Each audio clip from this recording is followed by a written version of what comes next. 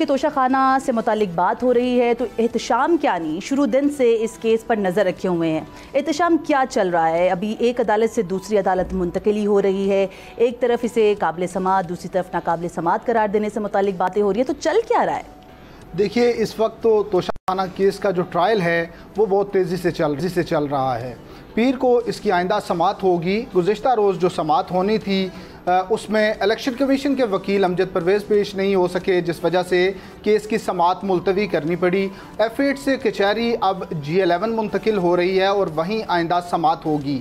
आप जो नाकाबिल समात करार देने की, तो इस्लामाबाद हाई कोर्ट से कुछ एम्बिग्विटी आ गई थी, जिस पर बाद में बात भी हुई, लेकिन वजाहत कर दी गई तहरीरी फैसले में कि वो केस काबिल समात करने का फैसला या काबिल समात है या नहीं वो दोबारा से वही मुतलका ट्रायल कोर्ट के जज करेंगे। इस्लामाबाद हाई कोर्ट ने फैसला कलअदम करार देकर वो केस दोबारा ट्रायल कोर्ट को भेज दिया था। फिर ट्रायल कोर्ट को 7 दिन का वक्त दिया गया था, लेकिन उन्होंने चेयरमैन पीटीआई के वकला को सुने बगैर, क्योंकि उनके वकला दलाइल नहीं दे रहे थे, तो अदालत ने वो केस 3 से 4 दिन में ही निपटा दिया और काबिल समात वो करार दे दिया एक बार फिर से।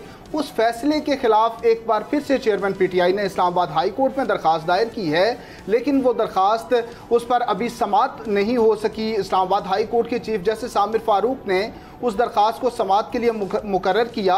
दरख्वास्त एतराज़ात के साथ समात के लिए मुकर्रर हुई, लेकिन आइंदा रोज़ जिस दिन समात होनी थी चीफ जस्टिस की तबीयत नासाज हुई, वो मौजूद नहीं थे, इसलिए समात नहीं हो सकी। अब ट्रायल जो है वो आगे बढ़ रहा है। ट्रायल अभी उस तरह से उसमें प्रोसीड तो नहीं हो सका, लेकिन ट्रायल चल रहा है। चेयरमैन पीटीआई की इस्लामाबाद हाई कोर्ट में ये भी इस्तदा है कि जब तक हाई कोर्ट से फैसला नहीं हो जाता तब तक इस ट्रायल को रोक दिया जाए। इब्तदाई तौर पर चेयरमैन पीटीआई की 4 दरखास्तें थी, जिनमें से एक को सुना गया और उस पर फैसला करके ट्रायल कोर्ट को दोबारा भेज दिया गया था केस। अब उस फैसले के बाद केस आगे चल रहा है। ठीक हो गया। एहतशाम, आपने तो हमें इसका बैकग्राउंड बता दिया। आप सदर साहब क्या कहेंगे? इश्तियाक अहमद साहब, आपसे मेरा सवाल है, बहैसियत वकील आप किस तरह से देख रहे हैं इस केस को? एकदम से जो तेज़ी है वो देखने में नज़र आई है और एक के बाद एक दरख्वास्तें मुख्तलिफ कोर्ट्स में हो रही हैं। देखें, 2 चीज़ें इसमें सबसे पहले आपने देखनी है कि तोशाखाना केस जो है वो सबमिट किया गया था सिर्फ इमरान खान साहब के खिलाफ। अब जब इलेक्शन कमीशन उसमें पार्टी बन गया, अब तो इसमें मेरी अकल के मुताबिक तो इसके अंदर एक इस्तगासा होना चाहिए था कि जिसके अंदर तमाम जिन लोगों ने तोशाखाना में से तहाइफ लिए, उन्होंने अपनी मनी ट्रेल दी है या नहीं दी है, रूल्स के मुताबिक क्या वो उसमें से वो गिफ्ट ले सकते थे या नहीं ले सकते थे, क्या उसकी जो कीमत थी उसका तयन उस वक्त के मुताबिक ठीक किया गया था या नहीं किया गया था।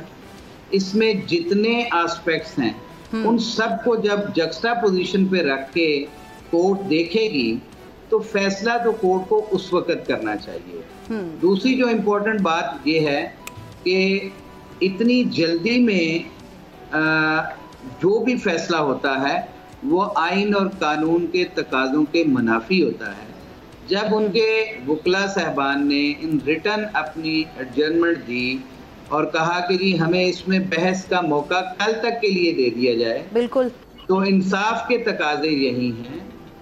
और ठीक हो गया। इश्तियाक साहब, आपका ये कहना है कि इंसाफ होता हुआ नजर आना चाहिए और सबने जिसने इस तोशाखाना से फ़ायदा हासिल किया है सबको कानून के कटहरे में लाना चाहिए। अपना घर यूं मईशत का पहिया भी घूमेगा, मजदूर भी सर उठा के जिएगा, खेतों में हरियाली लहराएगी, किसान भी खुशियां समेटेगा, वक्त गुजर उम्मीद के चिराग जलते रहेंगे, महंगाई से भी जान छूटेगी, फैसले की घड़ी पाकिस्तान जीता है और पाकिस्तान ही जीतेगा, बोल बनेगा अवामी मसाइल की आवाज, बात होगी मसाइल की लेकिन हल के साथ। देखिए खुसूसी नशरियात मिशन मईशत बुध के रोज 1 बजे सिर्फ बोल न्यूज पर। सब्सक्राइब करें और बेल दबाएं ताकि कोई खबर रह न जाए।